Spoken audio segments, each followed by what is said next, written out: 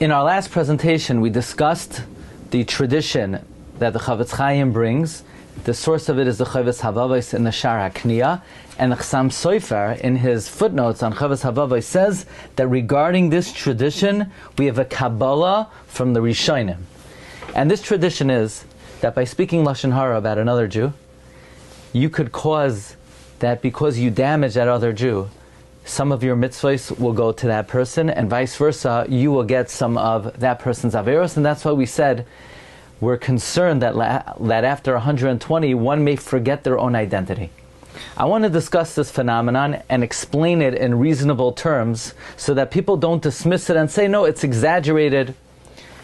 I personally asked Harav Avigdor Miller Zechat Tzaddik Livracha about this. If in fact, is this the case, that one loses their mitzvahs and one could get the averos of someone else? And Rav Miller said, no, not at one time. One would not automatically lose all of their mitzvahs and get the other person's averos. And it's important to know this. Not because it's a leniency, so that a person doesn't dismiss it and say, no, it can't be. There's a reasoning, there's a logic to this. It's midah keneged midah. It's quid pro quo. Because you damage someone, so Hashem has to pay that person back. Commensurate, so in other words, Hashem could measure and evaluate how many mitzvahs need to be given to that person and how many averos you need to get. So that's one point. Rav Miller told me personally, and I wrote it in my notes at the time, that it's a certain amount each time. Eventually you could end up losing all your mitzvahs and getting the other person's averos. Furthermore, if you look in the Sefer Orchos Tzadikim, Shar Ho'anava, the Orchos Tzadikim also quotes this tradition, and he says that it applies if what you say is not true, if it's sheker. Now, just to explain, halachically all Lashon Hara is considered not true, because if it's in any way exaggerated, or if it's painted in a way where you just say the insult about your friend unqualified, it's always considered not true. But the point is that the extent of how much you're going to lose is dependent on the level of falsehood.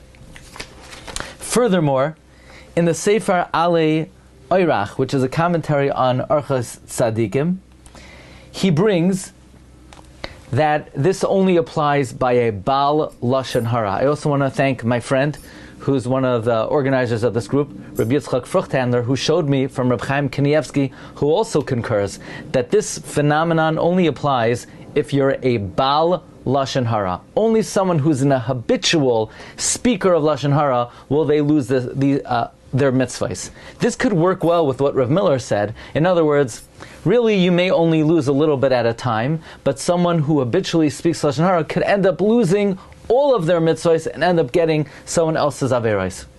Be it as it may, we cannot dismiss this as something exaggerated. No, this is the reality that speaking Lashon Hara could cause a person's spiritual account to be depleted.